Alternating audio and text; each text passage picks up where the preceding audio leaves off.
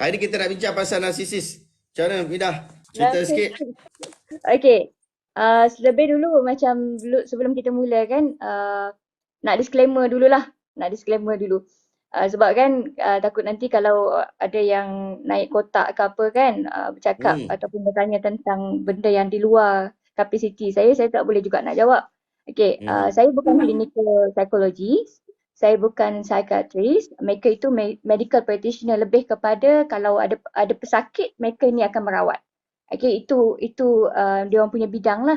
Kalau bidang saya ni adalah terletak di masa untuk sebelum, semasa dan selepas. Maksudnya dalam tujuan untuk mencegah, merawat dan juga handle selepas daripada proses apa tu, kalau dia orang ada sakit ke apa ke, itu saya punya bidang lah, itu di bawah psikoterapi. So dalam bidang saya ni, saya dah lebih kurang dalam lebih daripada 10 tahun lah bekerja dalam bidang ni, dan berhadapan dengan mereka-mereka yang mempunyai masalah mental illness ni, termasuk mereka yang mempunyai issue of narcissistic personality disorder. Bukan hanya itulah, ada borderline personality, ada bipolar, ada depression.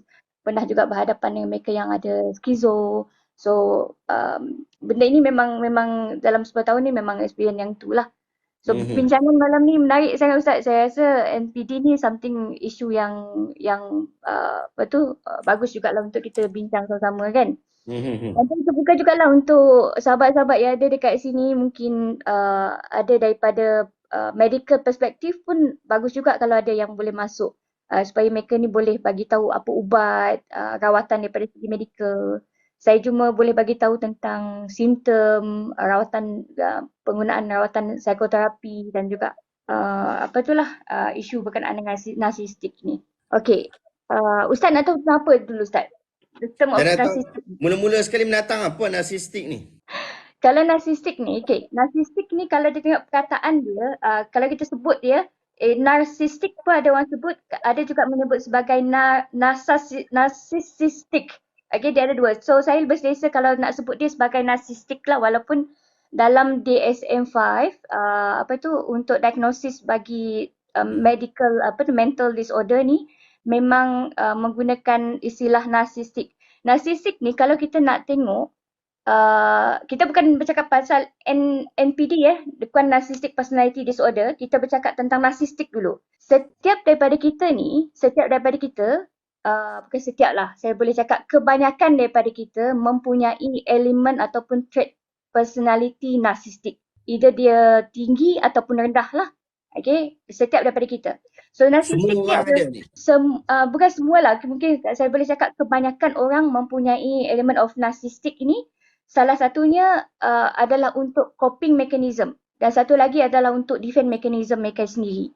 Coping Narsistik, mechanism tu apa? cara dia untuk menyelesaikan atau berhadapan dengan masalah-masalah dalam kehidupan dia.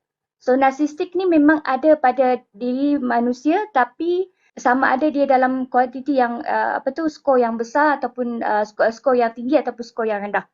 Tetapi kalau kita bercakap tentang narcissistic personality disorder, pula lain pula dia punya isu. Narcissistic biasa ni kita tahu, macam contoh kalau kita ni sangat confident tentang diri kita sendiri, kadang-kadang kita nak push kita punya rasa macam apa tu, rasa yakin pada diri kita kan. Kita paksa diri kita ni untuk merasa ada unsur keyakinan itu pada diri kita, tak apa. Narcissistic ni penting juga untuk diri kita sebenarnya, untuk naikkan kita, boost kita punya confident. Tetapi narcissistic personality disorder ini adalah satu bentuk di mana seseorang tu mempunyai apa tu, keyakinan bahawa diri dia yang paling unggul. Diri dia yang Hmm. paling paling paling tinggilah dia punya apa tu, tahap dia. Dan dia minta orang supaya melayan dia dengan cara yang istimewa. Oh, NPD ni boleh senang untuk kesan lah. Orang seperti ini dia tidak akan merendahkan diri dia dekat mana-mana tempat. Dia akan sentiasa merasa bahawa diri dia ni antara orang yang paling tinggi lah, NPD ni tadi. Dan satu Hmm. daripada orang NPD ni juga, kalau kita tengok, dia kurang empati. Ustaz tahu tak apa itu empati, Ustaz? Nak tambah tu. Empati. Okay. Orang NPD ni, kalau kita nak beza dengan orang yang mungkin pada tahap mereka tak ada NPD, mereka ini susah nak ada rasa empati pada orang. Empati ni selalu orang keliru dengan simpati. Simpati adalah kita kesian tengok orang. Okay, kita kesian tengok orang. Empati ini kita letakkan diri kita pada situasi orang tersebut. Contohlah, contoh.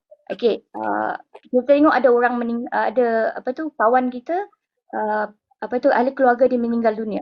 So dia cerita dengan kita lah. Dia cerita dengan kita kan. Sedih lah, saya rasa sedih hari ni sebab ahli keluarga saya meninggal. Dia cakap cerita macam tu. Dia tak boleh nak, kalau orang ada MPD, dia tak boleh nak rasa apa yang orang tu rasa. Contoh dia tak boleh rasa sedih apa yang orang tu rasa sedih. Itu adalah tidak lack of empathy. Bukan tak ada empati lah, lack of empathy. So orang yang ada narcissistic personality disorder ni orang yang kurang empati. Jadi dia kurang ada rasa kalau Dia tengok tak dalam kisah keadaan sangat. dia tak kisah. He or she didn't read the room. Contoh kalau kita tengok kan, benda tersebut memalukan. Memang memalukan benda tersebut. Tetapi dia buat muka toyo je. Dia tak ada rasa malu. Malah dia bangga dengan benda tersebut. Contohlah, saya bagi contoh yang mungkin boleh relate dengan situasi semasa. Kita tengok ada orang ada kes jenayah. Misal katanya ada kes jenayah, sepatutnya dia rasa malu dengan benda tersebut tapi dia nampak macam tak ada apa-apa. It's nothing. Dia seolah-olah bangga pula dengan benda tersebut. Walaupun orang bercakap tentang isu tersebut dekat luar kan, tapi cakap-cakap orang tu, kutukan-kutukan orang tu dia anggap macam something yang tidak tidak efek untuk diri dia. Dia bukan berlakon tau Ustaz, tapi dia memang merasakan bahawa diri dia ni tidak dia tak ada rasa apa-apa, dia malah rasa bangga dengan benda tersebut. Dia tak ada rasa malu, dia tak ada rasa apa. Saya bagi satu situasi yang mudah untuk difahami lah. Saya tu relate orang punya nama payah juga kan. Sebab ada kes-kes baru ni, ada seorang individu tu dia dituduh atas tuduhan jenayah seksual. Jenayah seksual lah. Kemudian ada pemberitaan yang menunjukkan macam orang ni dia ada sejarah searching of laman-laman yang tidak baik, tidak bagus. Orang tengah bercakap tentang isu ni, dia boleh buat muka selamba macam tak ada apa-apa benda yang berlaku. So ada kemungkinan orang ni mungkin mempunyai symptom of narcissistic personality lah. So dia ada banyak isu juga sebenarnya. Saya ada baca satu artikel dekat wiki ke dekat mana saya tak ingat. Narsistik ni dia seolah-olah dia terpesona dengan diri dia sendiri. Yes, dia terpesona, dia rasa macam contohlah kalau ada orang tersebut kan dia merasa bahawa orang NPD ni dia ada banyak jenis tau. Dia narsistik ni bukan satu jenis dia Ustaz.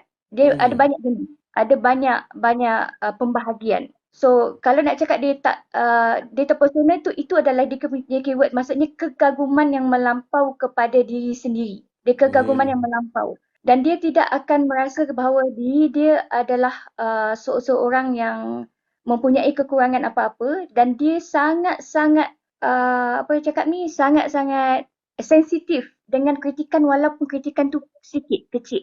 Contohlah kalau macam ada kita cakapkan, kau ni tak pandai lah, kita cakap macam tu. Sedangkan dia merasa bahawa diri dia yang paling pandai. Dia kemudian bila ada orang kritik dia dengan word yang sedikit itu pun dia dah marah. Dia akan react to word yang very aggressive lah. Okay, bukan dia jenis yang tenang. Orang yang NPD ni dia takkan mengaku kesalahan dia, malah dia akan keyword dia akan gaslight orang lain. Gaslight ini maksudnya dia akan manipulate orang lain sampaikan orang tu merasa bahawa diri dia sebenarnya dia salah. Dan dia pun tahu dia salah. Dia tak tahu dia salah. Itulah masalah orang narcissistic personality. Dia tak tahu dia salah. Oh, dia NPD ni maksudnya dia memang sakit lah. Dia memang sakit. Dia part of personality disorder lah. So kalau personality disorder ni kita tahu macam personality disorder ni dia ada dalam 3 kluster. Okay, kalau psikosis dia terdiri daripada schizotypal, satu lagi adalah paranoid. Itu psikosis.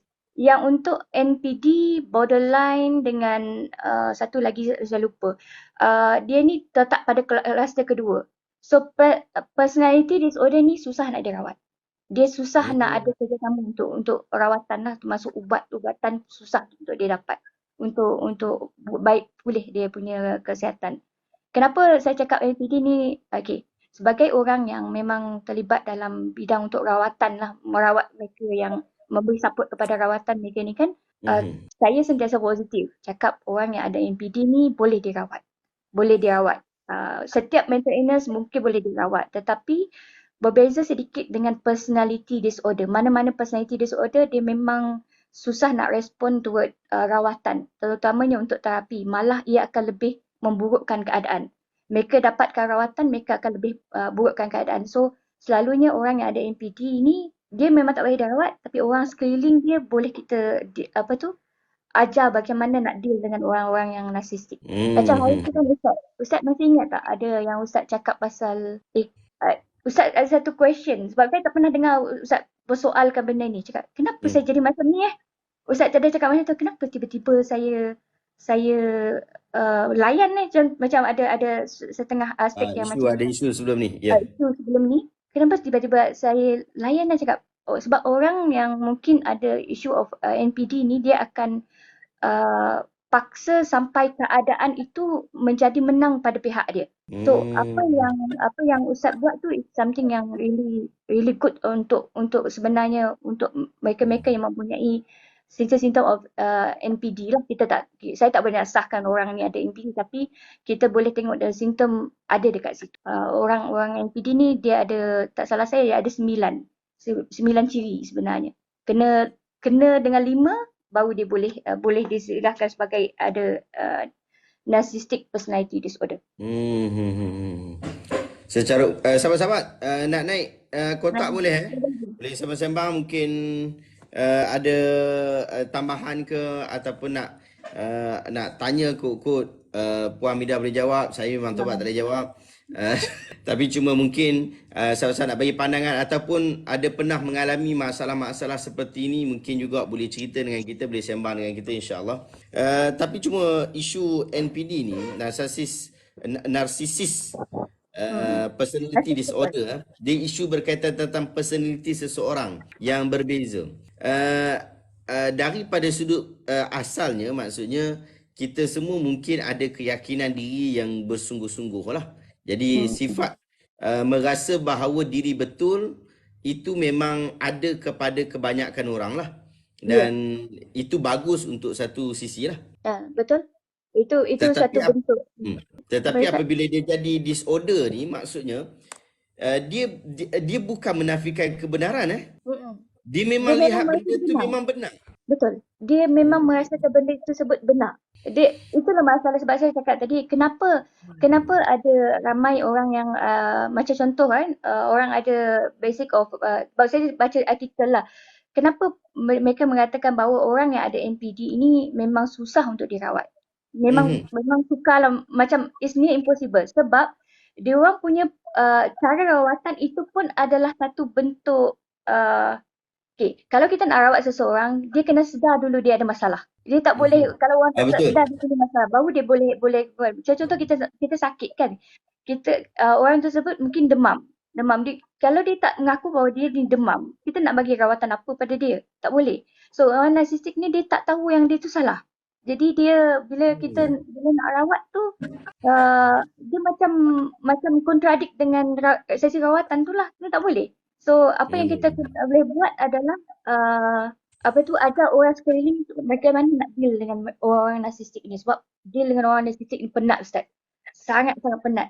Sebab dia akan torture you punya mind dan dia akan bagi awak sangat-sangat letih, dan orang yang berhadapan dengan mereka, yang dekat dengan mereka ni susah nak hidup berkeluarga, susah nak hidup berpasangan, dan mereka memang akan ada masalah hubungan dengan orang lain. Orang sekeliling dia mereka ada masalah dengan isteri ke apa ke, memang akan ada masalah. Dia tak boleh kekal dalam beberapa tahun perkahwinan tersebut sebab dia akan rasa macam dia bukan lagi collaboration, dia bukan lagi kerjasama, tetapi dia akan nampak orang, kalau dia nampak isteri dia atau pasangan dia lebih daripada dia walaupun sedikit, dia akan try untuk tolak orang tersebut ke bawah semahu mereka yang, so sangat-sangat berbahaya juga sebenarnya. Hmm. Jadi Tadi saya ada diorang ni cakap, apa cakap? kumpulan-kumpulan macam ataupun orang-orang yang mempunyai masalah NPD ni, dia ni memang tidak akan liberal lah. Maksudnya tidak Tidak, boleh menerima pandangan orang lah. tidak. Ini tidak. Ah, Dia- so, ini sangat Oh, bertentangan dengan betul. Ustaz lah sebenarnya. Kalau orang cakap, Hmm. Ustaz, tadi sebab saya tengok juga baca juga komen dekat bawah ni, Hmm. cakap, tengah bercakap pasal diri sendiri ke. Saya, Hmm. kalau orang yang NPD, dia bukan liberal. Dia maksud dia bukan orang yang terbuka dengan ataupun boleh menerima pandangan orang lain. Dan kita boleh tengok sama ada daripada segi cara dia bertolak ansur dengan orang. Okay, bertolak Hmm. ansur dengan orang lain. So, itu bukan tanda orang ada NPD dah. Okay, bukan tanda orang ada NPD. Kan tadi saya cakap, NPD ni ada empat. Empat type. Hmm. Saya boleh bagi kepada empat jenis lah. Okay, yang pertama adalah klasik NPD. Yang kedua adalah malignant NPD. Dan Apa? Pelik. kemudian malignant, bukan malignant. Malignant. Malignant. Sebab ini Pelik. perkataan antaranya adalah boleh senang untuk kita ingat sebab saya tak nak guna term-term yang terlalu Hmm. advance, nanti kadang-kadang susah orang nak pick up that thing. Pertama Hmm. tadi klasik kan, yang kedua adalah malignant.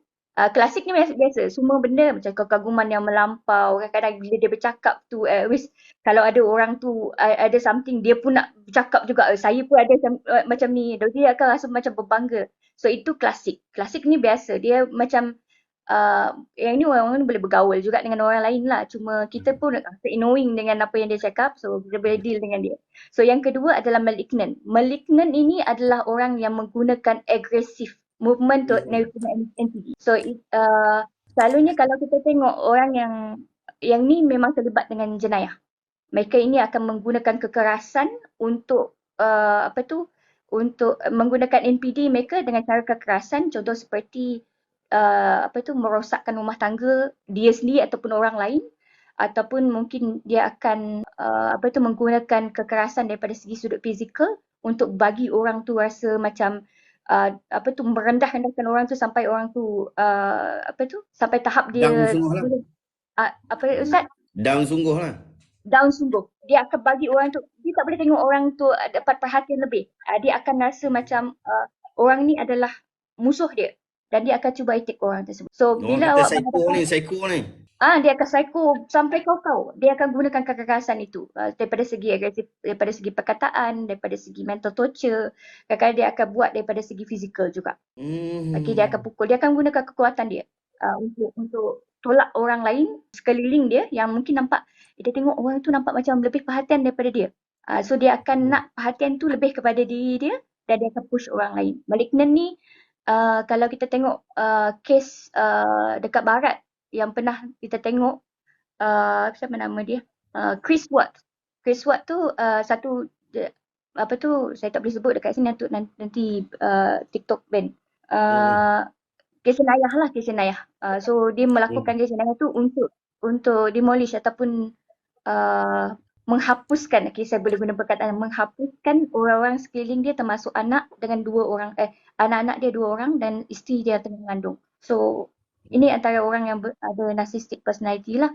So yang ketiga adalah cover. Dia bermula dengan perkataan cover. So covert personality, covert narcissistic personality ni, dia jenis orang yang victim, dia memegang victim roles. Dia narcissistic juga, tetapi Oh, dia play victim sentiasa lah ni. apa tu macam kat ni? Passive aggressive. Term tu kan? Passive Passive aggressive. aggressive. Passive aggressive. So orang ni dia akan apa orang cakap ni? Dia akan menggunakan dia akan meletakkan diri dia sebagai mangsa. Mangsa. Contoh Hmm. bila tengok bila tengok ada orang layan dia tak okey. Dia akan selalu cakap macam saya ni bukan patut dilayan dengan baik ke, patut dilayan dengan cara yang istimewa ke. Mereka ni, dia akan selalu salahkan orang lain. Dia akan salahkan orang lain tapi dalam masa sama dia akan play the victim role, nangis-nangis, sedih-sedih, merasakan bahawa kekuatan. Tapi sebenarnya dia sombong. Dia sombong tapi dalam keadaan yang pasif agresif. Yang ni bahaya Ustaz. Covert narcissistic ni susah nak dikesan. Sebab dia akan macam nampak macam dia ni yang mangsa dalam keadaan tersebut lah. Tapi sebenarnya Hmm. bukan mangsa. Contoh kalau ada orang yang sistem orang sekarang kan, tengok ada orang belajar sampai PhD, ambil degree, Hmm. ambil master. Kemudian tiba-tiba dia cakap, uh, mereka tu tak apa, senang, orang kaya apa semua, dan kemudian ada advantage. Saya dalam keadaan tak ada advantage untuk yang tu, dia akan salahkan orang tu pula sebab berjaya kerana dia tak berusaha. Hmm. So Hmm. dia kena covered. Padahal dia malah. Padahal dia malas. Hmm. Tapi sebab Macam sedar tu betul. juga ke dalam istilah orang kata kalau darabani wa baka syatamani wa shtaka tu. Hang pukul Betul. aku, hang yang teriak, lepas tu hang duk cerca aku, keji aku, Ha, tapi hang duk pergi bagi tahu aku orang mengadu dekat orang. itulah. Betul dia punya pepatah tu. Covered narcissistic ni memang susah nak dikesan. It's really orang cakap ni bukan mudah lah. Sebab orang akan nampak dia macam mangsa, jadi orang akan macam dia ni kan, tapi kita rasa sakit hati tapi kesian dalam masa yang sama. So, orang rasa Hmm. susah nak kesan orang yang covered narcissistic ni. Tapi kita boleh tengok daripada segi cara dia bercakap. Dia akan tends untuk salahkan orang lain, dan satu lagi mengagung-agungkan diri dia sendiri, tapi dalam masa yang sama dia nampak merendah-rendahkan. Faham Hmm. tak Ustaz? Dia macam contoh saya memang apa ayat yang selalu dia orang guna kadang-kadang bila kita tengok orang narsistik ni, saya boleh perhati kalau tengok orang orang Hmm. orang bercakap tu saya tahu dia. Contoh apalah salah saya, kan salah macam dia takkan cakap dia salah. Hmm. Saya pendosa contoh kata. Tapi dia Hmm. dia menyombong selepas itu, dia akan belagak lepas tu. Dia Hmm. dia Nampak menyombong lah. nampak dia nampak menyombong tapi nampak juga merendahkan diri, tapi dia try untuk jadi victim lah. Masuk. Oh. Hmm. Dan yang keempat. Eh. Keempat ni adalah daripada segi communal narcissistic personality disorder. Okay, communal ni adalah orang yang selalunya terdiri daripada mereka yang suka kepada menunjuk-nunjuk kebaikan. Contoh seperti seseorang tu semua benda yang dia buat, walaupun contoh kata seperti benda yang simple, dia merasakan bahawa orang mesti ambil contoh dia. Contohlah kalau Hmm. bangun pagi pun kadang-kadang ada tengok kan, dia tengok orang Hmm. yang siap bawa kamera, bawa pergi cuci muka, macam mana saya cuci muka. Dia merasa bahawa benda tersebut adalah something yang very big. Sedang pada kita, biasa cuci muka je kot kan. Kau pergi tunjuk Hmm. semua orang kan. Tapi kita yang rasa macam tu. Tapi orang yang ada narsistik ni tidak ada. Dan satu lagi, kalau dia buat sesuatu kebaikan, dia nak tunjuk pada orang yang kebaikan tu adalah dia akan bagi tahulah macam ni kisah guna word, saya cuba untuk menjaga ayat saya supaya saya tidak melukakan hati mana-mana pihak lah. Contoh seperti dia akan cakap, okay, saya derma, saya bagi, saya bantu orang saya tolong Islamkan orang tu tadi. Saya sanggup berjuang pergi ke dalam hutan apa semua, pergi nak mengislamkan orang. Contoh ini kalau dari segi Islam lah. Contoh satu Hmm. lagi, saya bagi 100,000 kepada pihak ini. Dia akan berbangga-bangga dengan benda tersebut. Bukan untuk menunjukkan dia punya orang cakap dia punya kebaikan atau mungkin nak galakkan orang untuk baik, tapi dia nak mengangkat diri dia sendiri. So it's something Hmm. yang orang komunal ni antara empat ni tadilah. Komunal ni adalah orang yang mungkin bagi adalah sumbangan dia kepada masyarakat, yang mungkin ada orang yang macam bila tengok dia ni kan orang kan terbahagi kepada dua, sama ada untuk mengangkat dia, untuk taksub dengan dia. Ada satu lagi adalah orang akan merasa macam knowing dengan orang ni, sebab dia sentiasa kalau ada benda yang berlaku je dia akan tunjuk kepada orang. So ada empat ni tadi, Hmm. empat klasik, Klasik, deklaratif, Malino, malignant. Macam mana dia punya perangai Maligno, malignant? Maligno. Okey, Sebab perangai dia memang macam bukan Maligno, Maligno bagus ya. Tapi maksudnya ganas kan. ganas. Covered dan juga Covered komunal ni eh. komunal. So dia ada empat ciri-ciri ni memang berlainan antara satu sama Komunal lain. ni kalau kita content creator kan, Hmm. boleh jadi maksudnya lebih terdedah lah ke sini lah. Ya, lebih terdedah kat sini. Tapi kita boleh tengok dah daripada segi contoh kalau orang tersebut memang ada kualiti yang patut dibanggakan. Dia tak ada Hmm. masalah. Ustaz, itu bukan istilah orang tu dia nak menunjuk-nunjuk benda tersebut. Tidak. Tetapi orang narsistik ni, dia kadang dia tak ada kualiti pun. Tapi dia merasakan dia ada kualiti. Contoh dia tak ada skill. Tapi dia merasa bahawa dia yang ada skill. Contoh dia Hmm. tak ada kelebihan. Dia tak pandai. Contoh saya bukan nak ina mana-mana orang, tapi contoh dia tak pandai. Dia tak tahu dalam bidang akademik. Tapi bila bila ada orang kritik dia, contoh kata dia Oh, tak okey bidang akademik. Dia still akan rasa bahawa dia terbaik dalam bidang akademik. Sedangkan benda realiti tu tak ada. Tak ada bukti. Nothing. oh. So Menarik tu, menarik tu. Kita pun ada menemui beberapa orang yang mempunyai masalah yang sama dan kita minta Allah Ta'ala jauhkan kita daripada masalah seperti itulah. Sebab kalau ikutkan isu MPD yang disebutkan ni dan ciri-ciri orang yang ini, dia adalah orang masalah yang sama dengan masalah orang yang mempunyai masalah-masalah kesihatan mental ni, iaitu diorang ni tak merasa diri diorang melakukan ataupun merasai benda yang salah. Macam contoh orang yang berhalusinasi. Orang yang berhalusinasi, kita tak boleh kata dia bohong. Dia berhalusinasi tu. Kita tak boleh kata hang bohong, hang tengok tu. Tak, dia memang berhalusinasi, memang dia tengok benda tu. dia Jadi dia experience tak bohong kan. Jadi sama juga macam isu MPD ni. Dia pun tak kata, dia memang pertahan diri dia sebab dia rasa dia betul. Dia bukan dia nampak benda tu salah.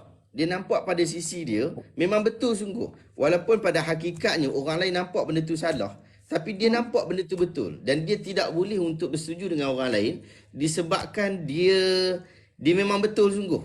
Cuma kalau dalam isu yang klasik tadi, dia masih lagi dalam isu perdebatan, betul tak? Perdebatan Dia saja. ada perdebatan orang narsistik ni kita tak boleh confine Ustaz. Kita tak boleh bantah dia orang. Sebab kalau kita bantah, kita yang penat. Sebab dia orang tak akan mengakukan Hmm. lah. Walaupun Dia macam sampai ke hujung, dia tujuan dia bukan untuk nak menyelesaikan masalah. Dia dah ada kesimpulan dia sendiri, dia nak kita yes, ikut kesimpulan dia. betul. Betul, tepat tu. Dia nak kita ikut dia. Dia orang NPD dia uh, macam saya cakap yang awal tadi dia gaslight. Maksudnya dia akan manipulate dia punya statement. Contohlah kalau pasangan kita ada pasangan yang ada NPD, dia memang salah. Macam contoh saya bahagian isteri kasus saya cakap pasal suami lah. Katakan suami. Suami dia memang salah daripada segi aspek tu. Tapi dia akan menyalahkan tetap yang akan menyalahkan isteri sampai kita akan mempersoalkan betul ke apa yang aku rasa tadi ke aku memang salah sampai ke tahap macam tu. So orang yang ada MPD kita tak boleh nak confront. You confront you akan letih. So orang yang Hmm. dia tak akan nak cakap this dia berada dalam alam dia sendiri. Dia berada dalam dunia dia sendiri. Dia Nak akan kata jadi benda satu lain. ancaman apabila dia mempunyai kesimpulan dia sendiri, dan kita terpaksa, kalau kita duk layan dia, kita akan terpaksa mengikuti kesimpulan dia. Sehingga boleh jadi kesimpulan dia itu adalah kesimpulan yang tidak hak, bukan kebenaran. Jadi kita yang duk ikut dia, kita akan ikut pada yang bukan Ada yang kebenaran betul. jugalah. Yes. Sebab tu kena tengoklah, kena jaga kita punya circle. Saya sangat jaga saya punya circle. Uh, Berhati-hati. Kalau ada orang yang memang sekeliling kita memang ada NP, kita akan question kita punya pendirian diri kita sendiri. Kita akan bertanya kepada diri kita sendiri kan, kenapa aku jadi macam ni ya? Sebab ini bukan saya Hmm. punya prinsip bagi macam Ustaz tahu Ustaz punya diri macam mana. Saya pun tahu saya punya diri macam mana. Kenapa tiba-tiba aku boleh emosi sangat Sebab kan sebelum ni Hmm. macam saya boleh kawal je saya punya emosi kan. Sebelum ni saya boleh Okey. tapi berhadapan dengan orang NPD ni dia sangat torture lah kita punya pemikiran sampai ke tahap kita ni persoalkan kita punya prinsip ni sampai ke tahap tu. Hmm. So kena jaga circle dan kena tengok macam mana nak handle the situation. Ada orang cakap Jadi dekat MPD sini, ni, MPD ni kita tidak berbincang pasal orang itu, tetapi kita hmm, berbincang macam mana kita nak menghadapi orang itu. Macam tu. yes. Orang NPD kita tak boleh nak rawat. Saya lebih cenderung kepada pandangan yang even though kita dengar saya baca daripada clinical psychology artikel berkenaan dengan NPD ni, saya cenderung kepada NPD ni memang tidak boleh dirawat. Memang tak boleh dirawat. Sebab kita tahu punca dia pun dia ada dua, nanti saya terangkan sedikit lah apa punca yang menyebabkan individu ni. Tetapi saya berpendirian yang perlu dijaga adalah orang sekeliling dia, bagaimana nak berhadapan. Kita bukan nak tolak dia, kita bukan nak diskriminasikan dia.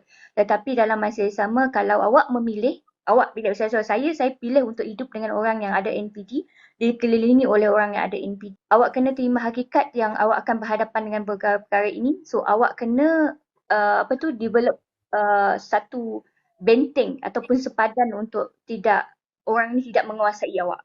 So awak kena ada self control yang baik lah. Kalau tidak memang awak akan hancur. Orang yang NPD ni memang dia tak boleh nak ada keyakinan diri, dia akan rasa macam orang yang hidup sama dengan orang NPD ni akan rasa down, akan rasa penat. Dia tension lah. Itu yang disebut tadi the main draining apa tahu?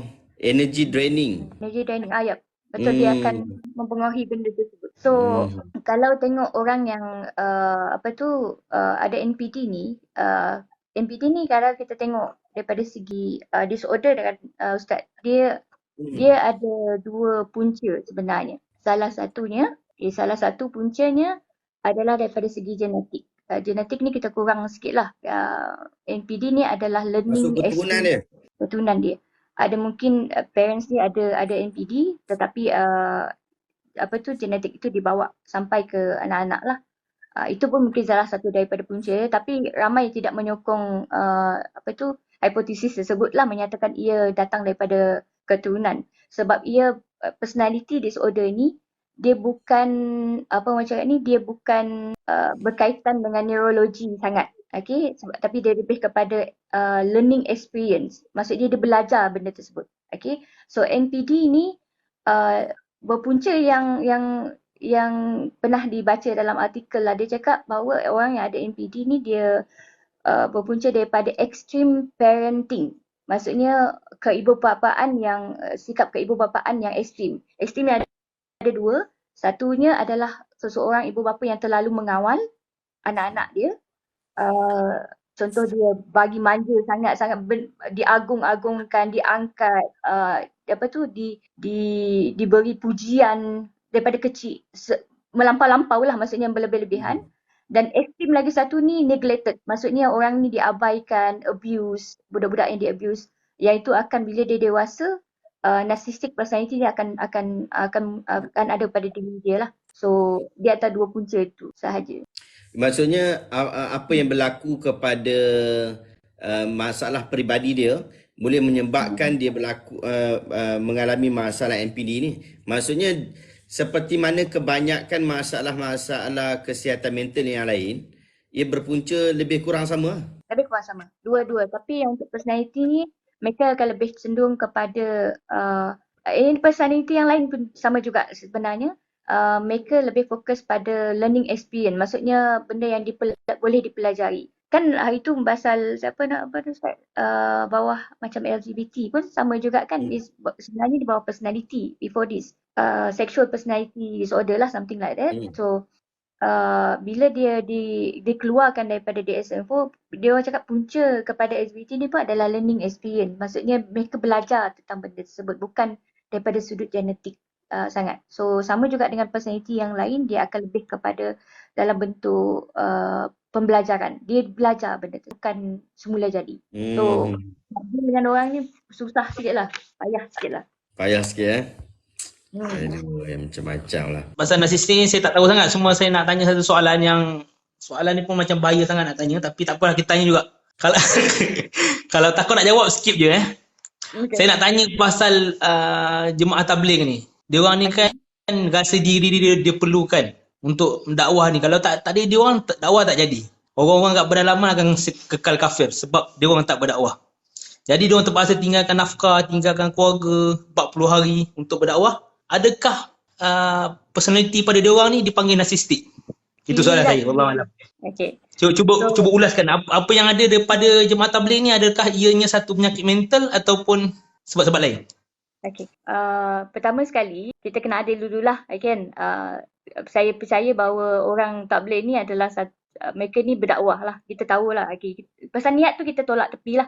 niat tu tolak tepi sama ada keikhlasan mereka, kita tetap berterima kasih sebab mereka ini menjalankan kerja-kerja dakwah. Okay. Itu benda yang pertama. Itu disclaimer dululah, takut nanti ada orang bercakap saya terus judge orang yang mereka ni ada mental disorder. Tapi kalau tengok pada ciri-ciri dia, kan saya sebut tadi dia ada 4 type of narcissistic ni tadi. Yang pertama adalah klasik, yang kedua adalah malignant, ini ganas, yang ketiga adalah covert, yang keempat adalah communal.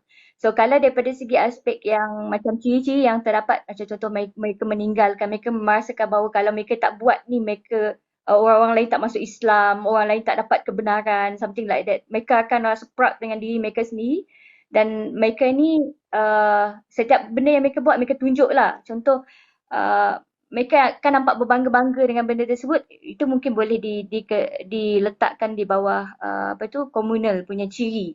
Tapi ini ciri saja, bukan diagnosis yang tepat lah. Okay?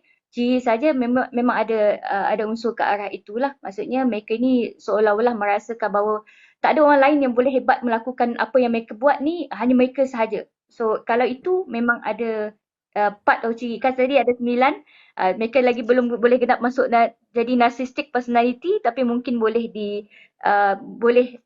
kena dengan satu lagi daripada ciri itulah.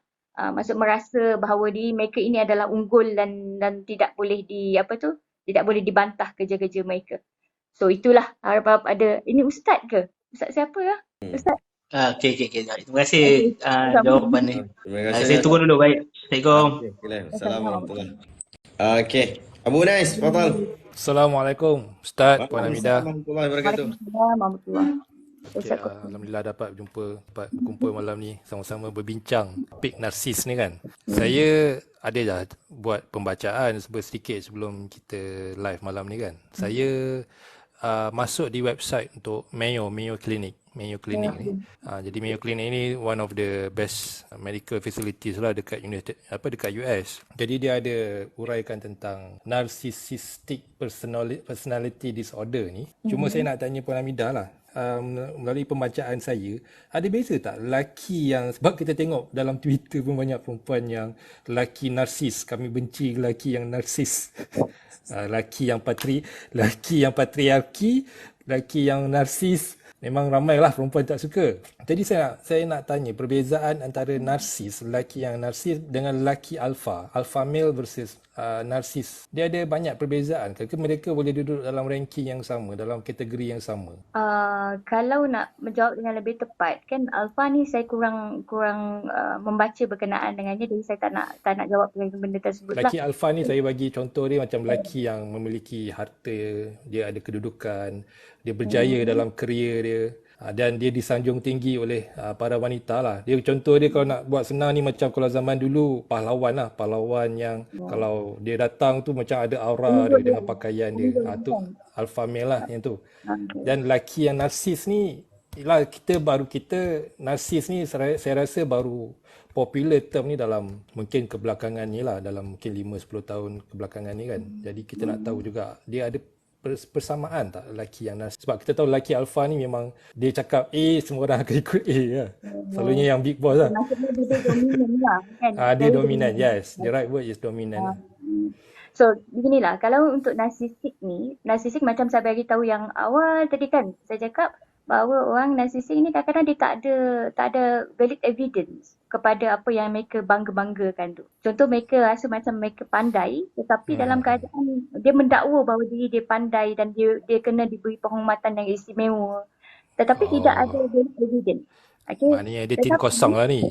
Tim kosong. Tetapi dalam erti kata lain, ada macam contoh tadi kan, contoh kalau macam communal narcissistic personality, mereka ni ada di antara mereka yang memang kaya, memang berduit. Kalau tak, macam mana mereka nak bagi derma pada orang? Ada orang yang jadi macam tu. So sebab itu saya kata orang yang macam ada narcissistic personality ni, kalau ikut population dia, mungkin 10-15% daripada kita ada narcissistic personality disorder. Tetapi dia bergantung juga kepada ruang lingkup mana yang kita bergaul. Contoh saya bagi contoh. Kalau orang tu dalam ruang lingkup artis, misal katanya, dalam ruang lingkup orang yang popular, lebih ramai orang yang akan ada personality, narcissistic personality disorder. Contoh mereka kita masyarakat juga sebenarnya yang akan mengangkat mereka sehingga timbul ketaksuban, timbul rasa macam berbangga-bangga. Sebenarnya yang mengangkat mereka adalah orang-orang ni lah. Orang-orang bawahan ni yang mengangkat mereka. Kita juga menyumbang dekat perkara tersebut. Dan satu lagi, kalau mereka ini berada pada kelompok management, contoh mereka ni orang-orang besar, VIP ke apa ke, kita akan nampak lebih cenderung orang yang ada narcissistic personality ni. Kalau kita tak cakap pasal disorder, kita bercakap pasal narcissistic personality, ciri-ciri narcissistic pada diri mereka. Dan kalau kita berada pada kelompok yang biasa-biasa, contoh saya bukan nak menghina B40 ke apa, kalau kita berada pada kelompok yang biasa, mungkin narsistik tu hanya 10-15% sahaja daripada orang. Sebab apa? Sebab mereka tidak ada keupayaan untuk menunjukkan nilai narsistik ini dan mereka tak boleh nak berbangga-bangga dengan benda tersebut. Macam mana nak berbangga-bangga? Contoh mereka ni komunal narsistik. Nak bagi derma kepada orang ke apa ke, nak berbangga dengan nak bagi hadiah kepada wife, nak tunjuk yang body dia yang paling bagus, yang paling baik. Itu pun salah satu daripada bentuk kita nak, dia ada kemampuan untuk tunjuk. Tapi orang narsistik kebiasaan ni dia ikut kepada situasi pada ketika itu. Balik pada alpha tadi kan, kalau yang macam tu lebih pada dominant person, itu adalah sifat dia, trait pada diri dia. Which is ada kebaikan daripada segi situlah. Orang yang alpha kadang-kadang sesuai juga dengan orang-orang yang macam contoh kan perkahwinan tu, kalau contoh kahwin, kita cakap pasal kahwin lah, orang nikah. Perkahwinan tu saling melengkapi antara satu sama lain. Kadang-kadang husband dia jenis orang yang very dominant person. Wife dia akan jenis orang yang mengikut, dia followers. Dia ikut. So Kalau sesuai. isteri pula yang dominan, jadi alpha lah isteri tu. Takut bini ya. Takut bini lah. Jangan cakap bini Ustaz. Sebab saya orang dominan sebenarnya. Okey, yang itu saya jelas. Terima kasih Puan. Saya nak tanya satu lagi. Jadi dalam hal ni, semua orang maknanya ada sikap narsis ni. Cuma dia akan maknanya teruk dengan tak teruk je lah kalau bahasa mudahnya. Okey, yang tu yang pertama. And then saya baca simptom yang dekat website Mayo Clinic ni, dia cakap simptom dia salah satunya adalah yang first kali dia cakap have an unreasonably high sense of self-importance and require constant excessive admiration. Maksud dia dekat sini, dia rasa diri dia penting dan dia sentiasa setiap masa dia perlukan orang admire dia. Jadi boleh tak kalau saya nak katakan dekat sini, ini kita pergi kepada contoh macam Ustaz Shihab selalu sebutlah, kebanyakan asatizah, ini kita dah masuk dekat pendakwah agama lah. Kebanyakan asatizah ni, saya rasa kebanyakannya mesti ada sikap-sikap macam narsistik ni juga. Sebab mereka sentiasa merasakan yang mereka nak dipuji dan diangkat oleh, kadang-kadang mungkin dia tak nak macam tu, tapi pengikut dia yang angkat dia lebih daripada apa yang sepatutnya. Sampai ada yang saya tengok Cahap cium kaki pun ada. Saya pernah nampak lah video-video tu kan, pernah cium kaki, cium tangan tu biasalah kan, cium tangan tu, dan kebanyakannya saya rasa dia ada satu sikap yang sentiasa nak dirasa ni lah, di-admire. Dan kalau jadi dia jadi masalahnya dekat sini, dia jadi masalahnya dekat sini adalah bila ada orang yang kritik perbuatan mereka ataupun pandangan mereka dari segi hujah lah, penghujahan ilmu kan. Jadi mereka akan rasa tercabar. Sebab mungkin dia akan rasa hilang pengikut dia nanti, pengikut dia akan question dia lah, guru dia, tok syekh dia. Adakah perkara ni kita boleh kaitkan sekali dengan pendakwah-pendakwah lah pun? Ciri, good question lah. Ciri narsistik yang saya ada explain yang awal tadi adalah macam yang saudara Abu Nais cakap tadi, mereka ini mempunyai kecenderungan untuk merasa bahawa diri mereka yang paling penting, very important. Mereka mahu diangkat setiap masa dan mereka ini sangat allergic dengan kritikan, walaupun sedikit. Kritikan pada mereka ini, walaupun mereka tak mengakui bahawa mereka salah, mereka tak kan diorang sentiasa merasa bahawa diri mereka benar, diri mereka betul. Tetapi dalam mesti aspek yang sama, apa tu yang cakap ni, individu ini merasakan bahawa mereka ini tak boleh dibantah oleh orang lain. Kita juga yang menyumbang, sebenarnya bukan kita lah. Orang-orang atau pengikut dia yang menyumbang juga daripada segi sifat narsistik ni makin bertambah teruk.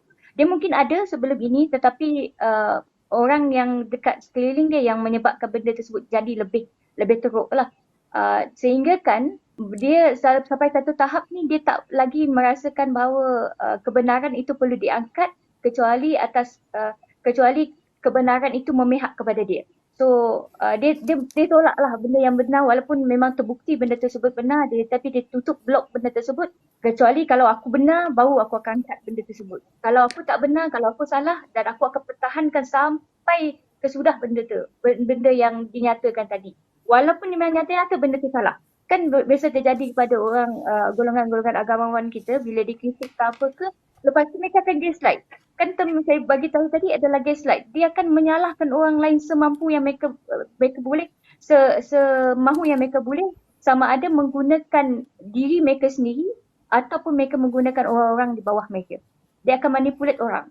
Dia bukan hanya manipulate situasi, mereka bukan hanya manipulate perkataan, tapi mereka akan manipulate orang-orang dekat bawahan mereka dengan cara mereka menggunakan emosi. Ya, betul. Saya pun setuju dengan pendapat Puan ni sebab saya tengok ada satu dia punya ni. At the same time, dia cakap orang yang narsistik ni, dia NPD ni, dia akan react with rage or contempt and try to belittle other people to make themselves appear superior. Maksud dia dekat sini, kalau ada orang yang tak bersetuju dengan dia yang pertama sekali reaction dia adalah dia akan marah dulu. Yep.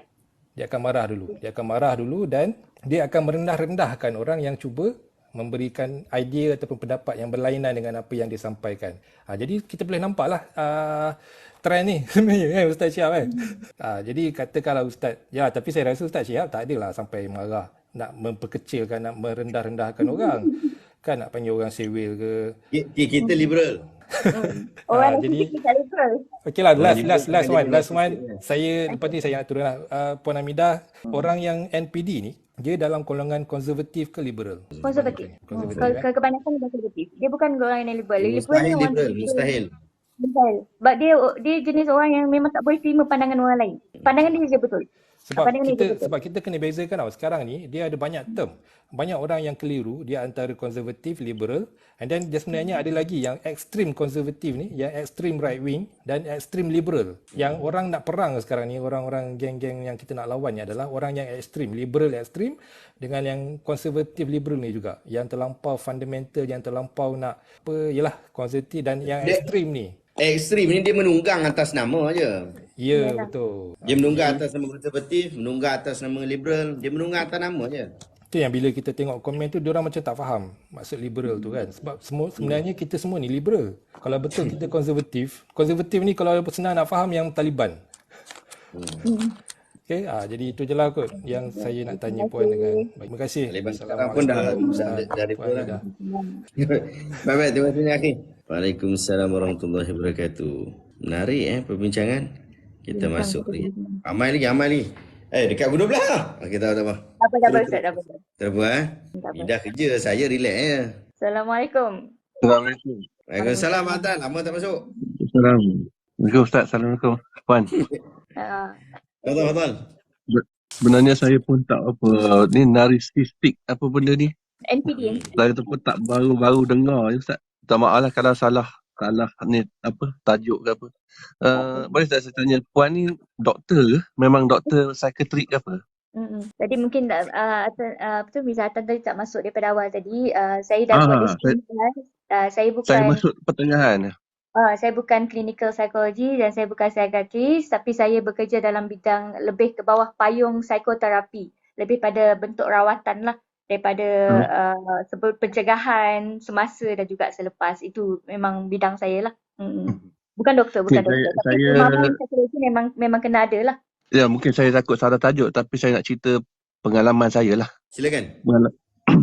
Saya ni mula tak dia sakit lah, bukanlah maksud saya bab yang macam ustaz ke pendakwah tak boleh tegur, bukan. Ini saya cerita bab sakit. Saya tak dapat dikesan sakit ni dah 7 tahun. Sampai ke tahap sekarang saya dah duduk di bahagian psikiatrik lah. Dah 4 tahun lebih kurang macam tu. Jadi saya nak tahu apa ni, dia macam yang Puan cerita tadi, dia nak makan masa yang lama untuk kesan kan. Permulaan dia suspek dia panggil somatic syndrome. Sebab dia tangkap badan apa semua kan. Lepas tu dia sekarang ni dia cas atas anxiety, lepas tu apa benda, apa ni, panic attack apa semua kan. Dari segi Okay. itulah. Tapi dari segi ubatan, saya rasa dah masuk 4 kali dia tukar apa ni, test lah macam masuk tu. Jadi saya nak tanyalah bab yang ni, antara ustaz dia ataupun ada doktor pun ada. Ada saya tanya macam ustaz-ustaz lah, perubatan. Dia kata benda-benda macam ni ada kaitan dengan gangguan makhluk halus. Jadi saya pun buat rawatan perubatan dah merata lah, seceritalah dalam masa 6-7 tahun ni. Dah jenuh lah pergi Jadi saya nak tahu betul ke benda ni ada gangguan daripada segi itu ataupun memang dari segi perasaan ataupun dari segi macam mana tu. Saya pun dah buntu dan sampai sekarang pun masih masih rawatan lah dekat hospital. Tapi Masih makan ubat lah kan? masih makan ubat. Kalau nak saya pun pergi kaunseling. Boleh Tuan bagi tahu macam ubat yang dimakan tu ubat untuk diagnose bawah apa? Dia anxiety Saya tahu dia, permulaan dia bagi duloxetine. untuk apa tu? Saya pun tak pasti. Mula dia cas saya somatic syndrome. Somatic syndrome. Okay. Lepas tu? Mula dia bagi fluoxetine, lepas tu duloxetine, mirtazapine. Tapi yang sekarang yang paling lama yang sekarang ni apa ni, agomelatine tu yang paling lama sampai sekarang lah. Yang tu untuk apa tu? Saya tak tahu doktor bagi untuk macam menenang ke apa benda, saya tak pasti. Mood lah kan? Ubat untuk kawal mood. Dia makan Kawal mood lah kot. makan malam. Malam. Semua malam ke ataupun ada yang sebelah pagi? Ada yang pagi 2 kali ada juga. Tu yang ubat apa benda nama yang biru tu. Sekarang ni apa yang masalah yang berlaku pada Tuan itu? Jadi dia macam ni. Dia bagi saya macam ni. Dia kata saya ada tekanan menyebabkan apa ni benda. Sedangkan dalam kehidupan rasanya saya tak ada tekanan. Cuma tekanan, saya cakap ke dia, doktor, saya sebenarnya tekanan semenjak saya kena ni. Kalau sebelum ni saya tak ada tekanan apa-apa. Sebab kalau nak ikutkan daripada segi ekonomi, ya betul saya orang yang taklah kata senang. Tapi bolehlah kita nak survive hidup apa semua tu kan. Daripada segi keluarga pun okey apa semua masalah. Tapi bila sejak saya kena benda ni yang menyebabkan saya tak boleh buat kerja, saya tak boleh langsung tak boleh bekerja. Bukan kata langsung tak boleh bekerja, tak boleh letih. Bila letih simptom dia macam tak boleh bekerja tu simptom dia lepas tu macam mana? Dia macam jantung. Jantung laju, lepas jadi semput, jadi takak badan. Sampai kan dalam masjid pun boleh kena. Okey, dia semput tu macam statik dalam berapa lama tu? Dia semput macam nak mati. Dia macam semput, lepas tu dia tangkap perasaan setengah sejuk. Lepas tu jantung duk. Dia macam nak mati. Makan ubat pun dia tak ada kurang ya tuan? Ya. Tak berkurang. Lepas tu saya tanya tu, banyak dah saya tanya gini. Kaunseling pun dia kata macam ni. Sudah saya nak minta pendapat lah. Saya pun sebenarnya dah buntu sebab saya tengok tadi macam ni isu pasal psikiatrik. Tapi benda ni lain lah daripada, tapi saya masuk ni main-main kata. Saya nak minta ni apa? Pandangan sikit. Okay, saya nak jawab sikit lah. Macam bila apa tu saudara kita ni tanya pasal dia rasa macam dia semput rasa macam nak mati tu is a part of anxiety lah, bukan panik lah. Sebab saya nak bezakan antara dua tadi, anxiety lain, panik lain. So, dia dah just saya pun anxiety dah sekarang. So anxiety sebenarnya kenapa dia bertukar-tukar ubat dia sebenarnya, sebab ini pun ramai yang komplain macam bila saya bawa klien pergi jumpa doktor kan, and then doktor bagi ubat. Pertama kali dia orang makan ni, tiba-tiba masuk dekat dalam apa tu my office, dia cakap, "Madam, saya rasa terlalu gembira hari ni." Dia senyum, dia apa dia cakap, "Saya rasa terlalu gembira, rasa macam di awang-awangan." Maksudnya ubat tu tak sesuai untuk diri dia lah. Ada something yang tak baik. So saya akan bawa pergi jumpa doktor balik untuk adjust dia punya ubat. So ubat bertukar ini biasa sebenarnya untuk mereka yang berhadapan dengan mental illness lah. Okay, ada isu mental health. Sebab mereka nak tengok kesesuaian dia. Hormon kita sebenarnya ubat ni adalah untuk adjust kita punya untuk adjust kita punya kadar hormon yang menyebabkan kita rasa seperti itu. Sometimes because of punya biologi ni yang menyebabkan dia tidak balance lah. So mereka nak adjust yang itu. Contoh kalau ubat makan pagi ni selalunya untuk kawal mood. untuk kawal mood dia. Kalau ubat makan malam ni selalunya untuk digunakan untuk kawal dia punya kualiti tidur dia supaya dia boleh tidur, boleh rehat. Kalau seseorang tersebut tidak boleh tidur, tidak boleh rehat, menyebabkan seseorang itu akan berada pada stage yang berat lah. Dia akan ada isu pada cara dia berfikir pada siang hari dia. Okay, so dia bagi pertukaran ubat. So luka banyak kali ni sebenarnya common issue supaya dia boleh sesuai dengan diri dia lah.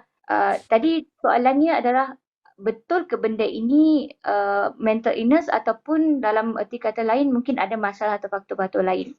Mungkin yang ini mungkin saya akan sedikit berbeza sikit dengan pandangan daripada Ustaz Syihab lah. Ustaz Syihab mungkin dia lebih tumbuh kepada yang ini memang mental disorder. Memang mental disorder. Kalau dah didiagnose tu kena treat ikut mental disorder. Sebenarnya ikut pandangan Ustaz Syihab juga sebelum ini kita kena buat dua benda ini. Contoh sekali dengan sekali dengan rawatan menggunakan ubat-ubatan, kedua adalah menggunaan psikoterapi macam yang seperti saudara beritahu tadi ada ikut sesi terapi, ada ikut kaunseling apa semua kan. So itu antara keduanya. Yang ketiga adalah menggunakan spiritual healing. So tiga benda ni kena gabung. Baru dia akan bagi satu impak yang baik untuk kesihatan mental kita. Pertama tadi saya bagi tahu tentang ubat-ubatan, bahagian medicine. Yang kedua adalah kita tertumpu kepada psikoterapi seperti counselling, kita buat jumpa terapi yang betul. Kemudian yang ketiga adalah menggunakan spiritual healing. Spiritual healing ni adalah daripada segi aspek dia memang kena pergi juga. Okay? Tapi jumpa ustaz yang betul lah. Jumpa ustaz yang betul. Jangan pergi jumpa yang tak okey lah. Itu antara pandangan saya lah. Kena pergi jugalah. Tak tahu dah 7 tahun ni masih belum jumpa lagi lah. Yelah, kita pun macam-macam lah orang cakap macam ni. Saya nak kata jenuh dah, kita nak jenuh. Tapi kita kena reda lah. Tapi dalam reda tu pun kita nak tahu juga apa yang kadang-kadang kita keliru apa yang doktor cakap macam ni. Lepas tu bila pergi dekat ni dia cakap macam ni. Jadi kita pun jadi keliru. Macam mana kita nak kuat, nak kata doktor cakap kita kena kuatkan diri kita, dia tak ada ubat apa semua, ubat ni hanya untuk membantu. Ya, saya boleh terima. Tapi bila ni cakap macam ni, sampai sini cakap, awak ni, dia kata, ni jangan makanlah ubat-ubat ni. Dia kata, ubat ni dia kata, banyak kesan. Memang betul, ubat yang ni memang kesan dia memang kuat. Ada masa tak sampai kita jadi kepala jadi bengang, jadi macam pana, jadi memang ada masa kita rasa putus asa tak nak makan ubat tu. Sampai tahap macam, bukannya ubat macam makan Panadol, dia memang ubat ni memang kuat-kuat belaka. Betul. Dia akan ada withdrawal symptom nantilah. Sebab tu saya tak galakkan untuk orang yang dah ambil ubat, dia withdraw secara mengejut. Dia akan ada withdrawal symptom. Orang ni akan macam tadi lah, macam tu mungkin ada sakit kepala yang teruk kadang-kadang. Ya, betul.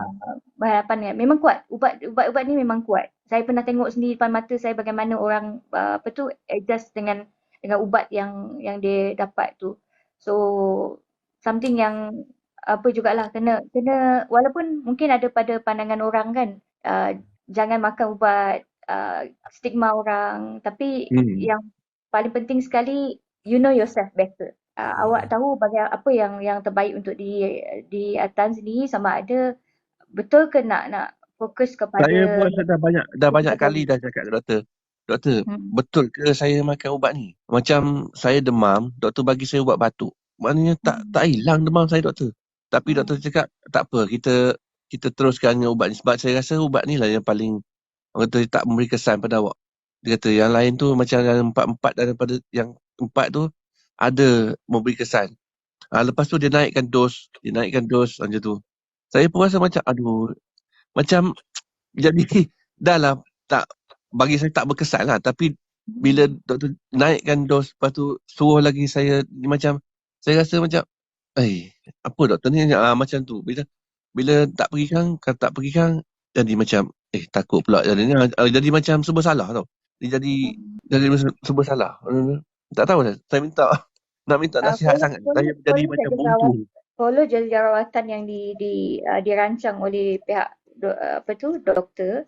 Sebab benda ni dah lama actually. Kalau dah lama ni memang dia akan nampak, dia akan setiap kali perjumpaan tu dia akan buat interview sikit kan. Lepas tu dia akan sama ada dia akan naikkan dos atau dia kurangkan dos. Itu saja.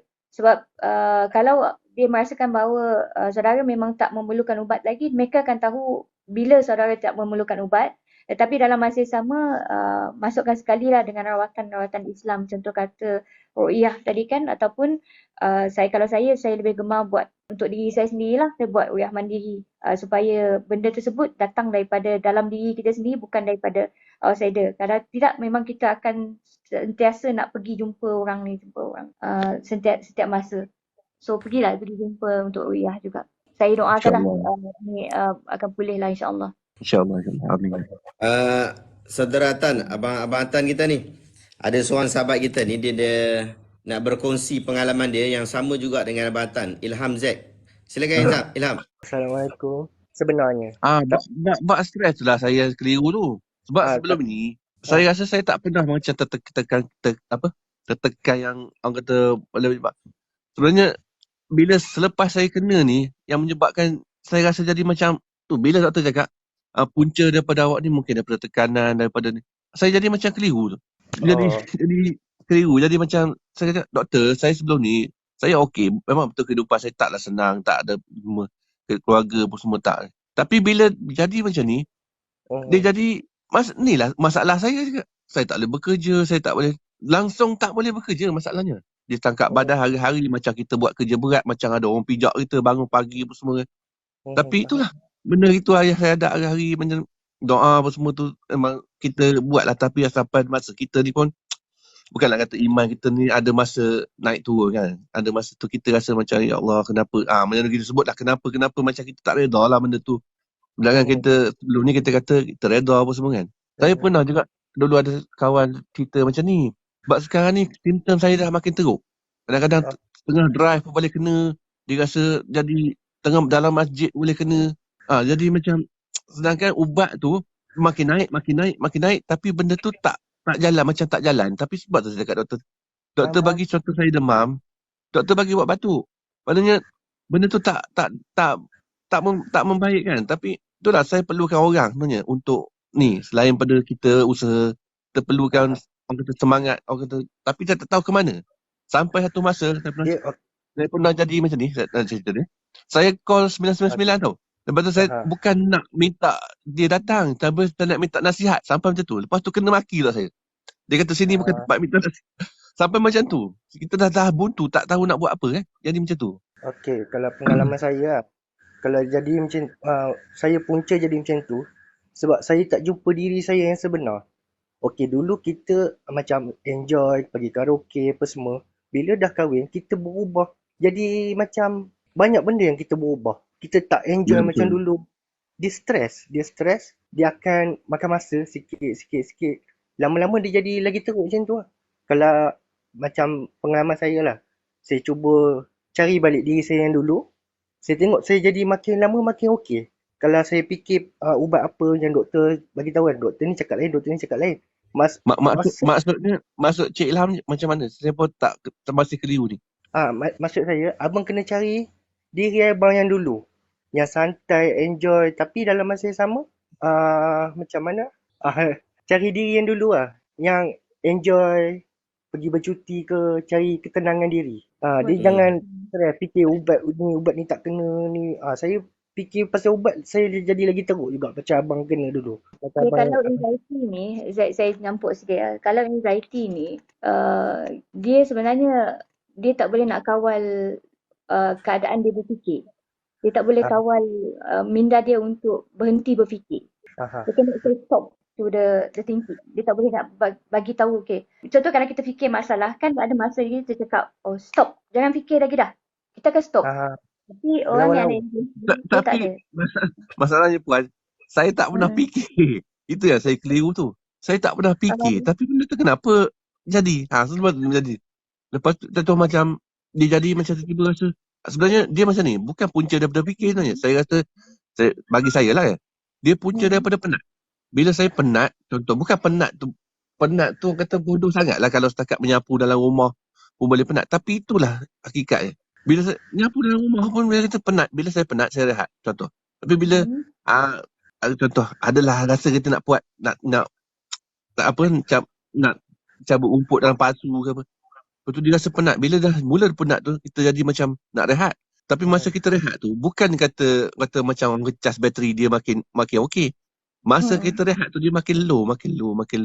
Apa tu dia akan naik serat sejuk, dia naik macam nak mati. Sampai yang teruk tu, sampai kita tak boleh nak buat apa, hanya zikir je lah. Macam umpama kain buruk lah. Pernah jadi macam tu. Anxiety ni adalah kumpulan kepada tekanan yang lama. Dia takkan diagnose tuan dengan anxiety kalau tuan tak ada stres. So mustahil kalau macam tidak doktor tersebut akan diagnose dia. Dia ada dua perbezaan kan. Dia ada, sebab tu saya tanya tadi, anxiety yang mana ketakutan yang apa? Ketakutan untuk mati, tiba-tiba rasa macam nak mati kan. Okay, that's why benda tersebut diklasifikasikan sebagai anxiety. Panik ni pula lain, berbeza dia punya aspek, tetapi simptomnya hampir sama. Dia rasa sesak nafas, dia rasa macam tak boleh nak tarik nafas dia panjang, dia rasa macam semput. Kan anxiety ni dia rasa macam dia tiba-tiba rasa macam nak mati je. Ada bahaya je kat depan tu. Dia fikir pasal benda tu sahaja. So anxiety ni adalah kumpulan stres. Stres yang banyak, stres yang berpanjangan sehingga menyebabkan seseorang tersebut ada penyakit tersebut. Sebab kalau diagnosis yang tepat ni untuk anxiety ni, saya rasa banyak dah, kalau macam doktor-doktor dekat hospital-hospital kerajaan ni, dia boleh diagnose dengan tepat benda tersebut lah. Dia bukan mudah untuk orang diagnose orang tersebut ada anxiety. Not easy sebenarnya. So kalau dalam tempoh 7 tahun tu, tuan dia cakap dia ada anxiety, baru-baru ni je kan baru dia diagnose sebagai dipindah kepada anxiety. Atau Baru-baru belum dalam dalam tahun baru-baru. lepas lah. Sebelum ni dia tak somatik Somatik. syndrome. Somatik ni bahagian penyakit lah. Dia sakit badan apa semua kan. Tapi disebabkan Ya, oleh ya. psikologi. So itu mungkin di luar daripada kemampuan saya untuk menjawabnya lah. Dia kena bawa pergi jumpa doktor untuk tahu simptom-simptom dia. Cuma yang itulah saya bagi tahu tadi. Anjuran saya supaya pergi kepada 3 aspek ni lah. Yang pertama adalah ubat-ubatan, yang kedua adalah psikoterapi, dan yang ketiga adalah spiritual. Jangan putus asa. InsyaAllah InsyaAllah. dia akan membaik. Saya doakanlah benda ini mungkin kita tak boleh nak yang lain mengutuk dekat bawah ni, geram saya. Kan daripada Jangan minta lah kawan-kawan yang ada sendiri, ustaz-ustaz, saya minta doa lah. Saya ni bukannya apa, dah tak kerja lama sangat ni, ya Allah. Terfikir-fikir lah, Allah bagi rezeki, Alhamdulillah lah, bolehlah makan. Setakat ni Alhamdulillah lagi lah. Tapi bila kita fikir-fikir tu, rindu sangat dah nak kerja semula. Tak tahu nak cakap apa lah. Sebab tu kot tekan. Sebab saya cakap sekarang ni saya rasa tekan, bukan sebelum ni. Yelah, tak apalah.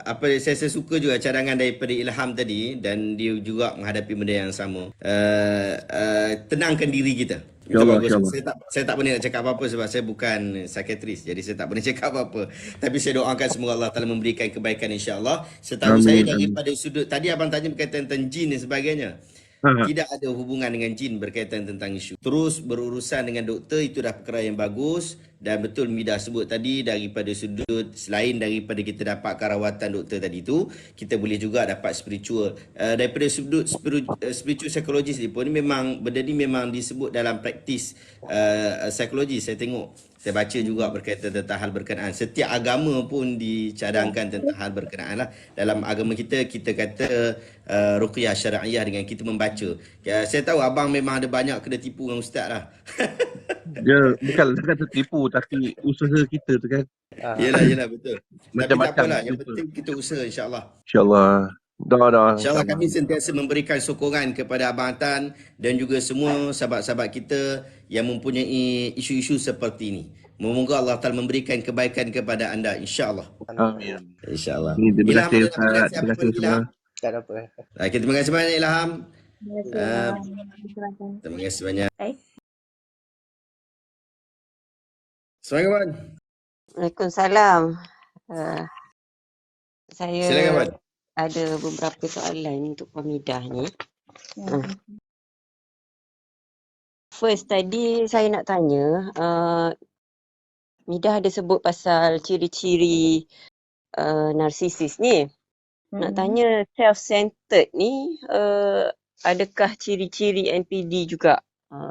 Dia self-centered, dia je center of attention, dia jealous dengan semua orang. Dia nak dia je yang jadi perhatian. Yes. Itu antara ciri dia. Antara ciri yang utama, dia letak dekat yang nombor 1 ciri dia. Dia ada, kan saya cakap tadi ada 9 Ha. ciri untuk narsistik ni. Yang self-centered ataupun nak diri dia yang jadi yang paling utama ni adalah yang nombor 1 untuk Oh. NPD tu. Okey, yang kedua, Mida ada cakap sikap narsisis ni sebenarnya ada pada setiap orang. Cuma Kebanyakan ya. cuma tinggi rendah tu je dia punya narsisis tu.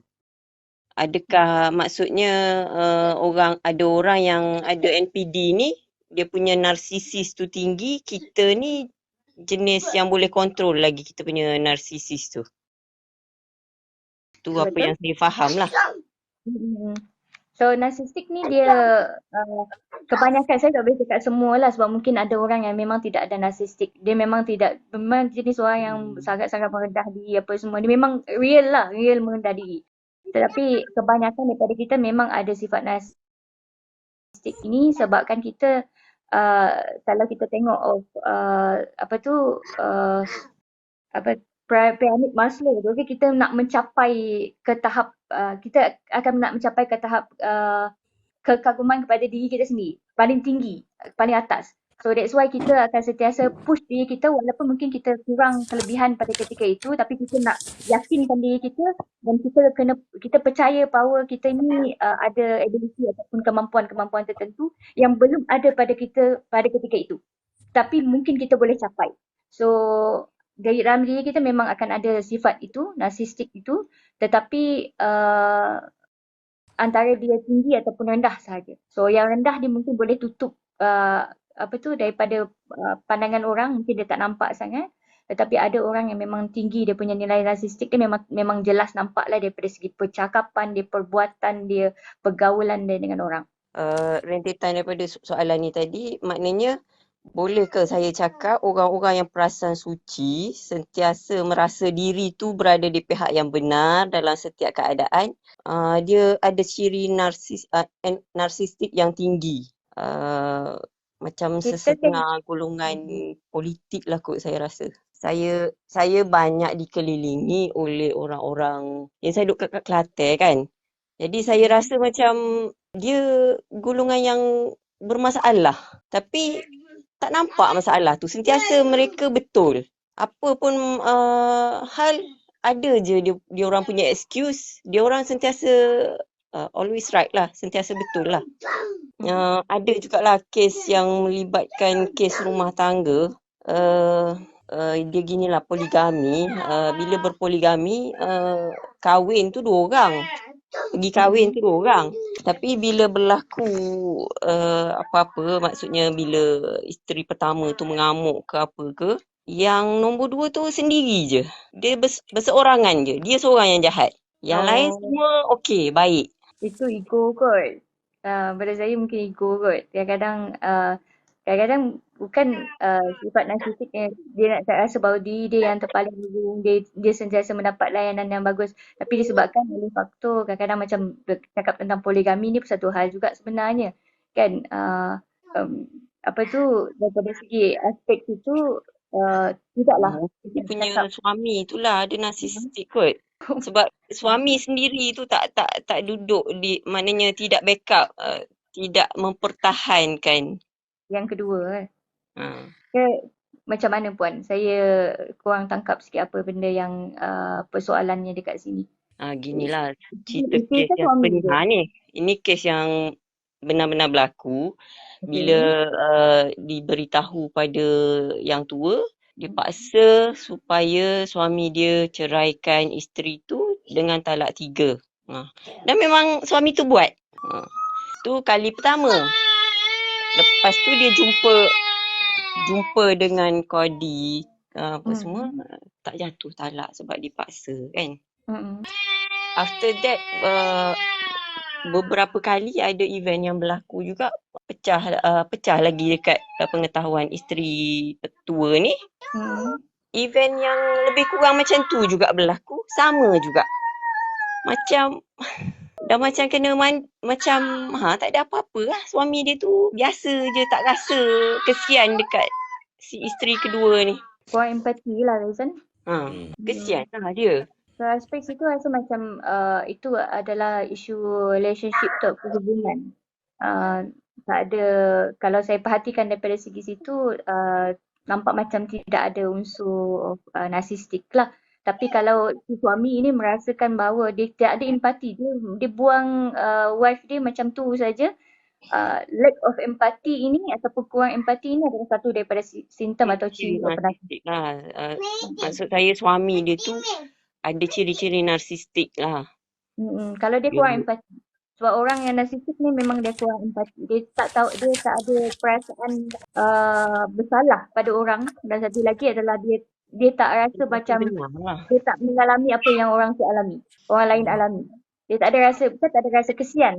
Ada rasa kesian tetapi dia tidak tahu nak dia tak ada, dia kurang isu empati. Ya, senang cerita. Tak ada empati. Okey, soalan yang ketiga ni secara general, bila kita rasa kita dikelilingi orang yang ada narsistik yang tinggi, mungkin ramai ke ataupun 2-3 orang, dan Mida cakap narsisis ni tak boleh dirawat.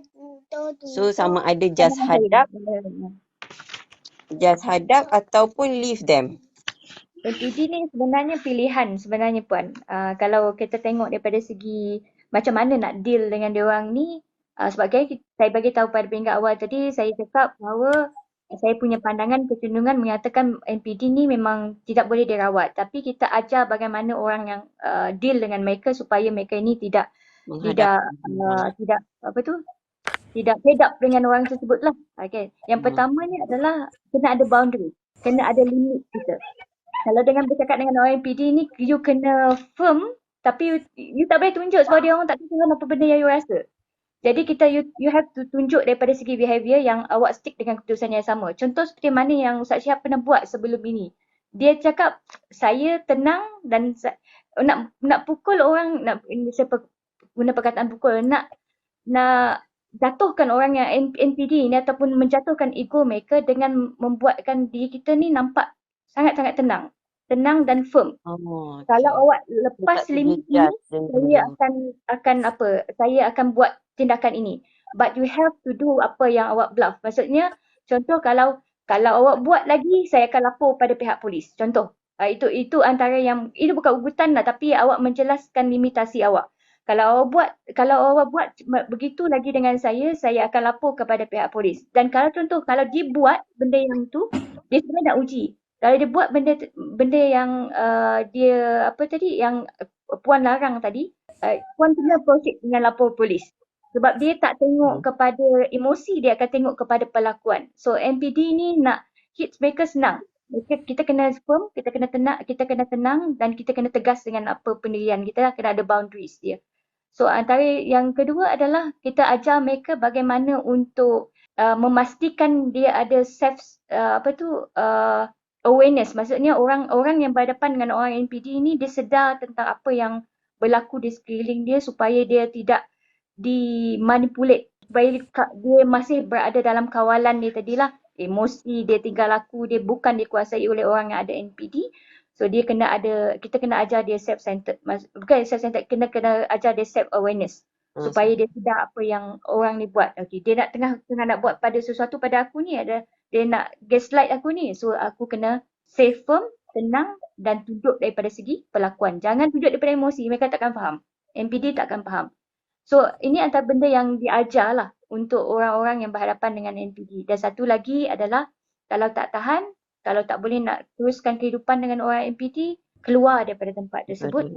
Have to be careful. Sebab orang NPD ni, macam saya bagi tahu tadi, ada malignant NPD. Bila mereka rasa bahawa orang di bawah penguasaan mereka tadi tiba-tiba hilang, mereka hilang kuasa kepada orang tersebut, mereka akan lakukan tindakan yang lebih buruk. Contoh, mereka akan jatuhkan awak sehabis buruknya ataupun mereka akan gunakan kekerasan pada diri awak. Pastikan awak dalam keadaan yang okey lah sebelum awak meninggalkan mereka. So saya macam ni, saya pernah ada pengalaman berhadapan dengan orang NPD. Saya ceritakan sikit pada Puan lah sebelum nak habis ni kan. Pernah ada pengalaman dengan orang NPD. So saya tengok dia memang ada ciri itu. Apa yang saya buat adalah saya keluar daripada keadaan itu dengan cara senyap-senyap. Membuatkan dia rasa macam bukan kesalahan dia yang buat, tetapi saya keluar daripada perhubungan tersebut dengan senyap-senyap. Saya Uh, interrupt sikit boleh? apa dia? Okey, boleh. Play victim tu sama juga ke ciri-ciri diorang juga ke? Bila ada Ya. masalah, diorang sebenarnya kita yang maknanya fed up, maknanya stres dengan dia. Tapi akhirnya dia rasa dia pula yang mangsa keadaan. That is narcissistic.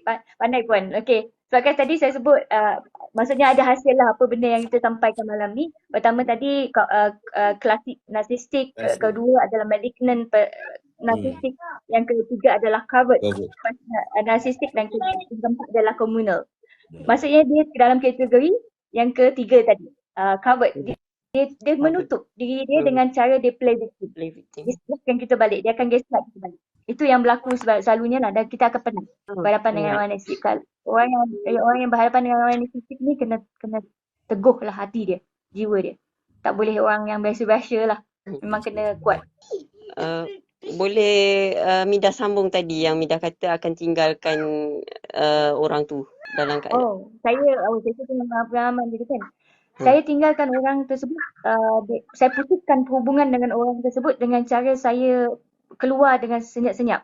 Tapi apa yang berlaku kesan daripadanya adalah orang ni menyerang saya dengan keadaan yang macam dia nak push kesalahan itu kepada diri saya. Dia buat something lah yang mungkin boleh damagekan nama ke apa, dia buat seperti itu. So saya fikir kena hati-hati lah. Kalau awak nak confront orang yang memang ada narcissistic ni, you have to be careful. Awak kena tahu hakikat dia, mereka ini tidak akan pernah merasa bahawa diri mereka salah, dan dia akan cuba untuk attack awak dengan cara yang sangat-sangat buruk lah. So kena berhati-hati. Itu antara yang saya boleh kongsi lah. Okay, terima kasih Midah. Sama. Terima kasih banyak Ustaz.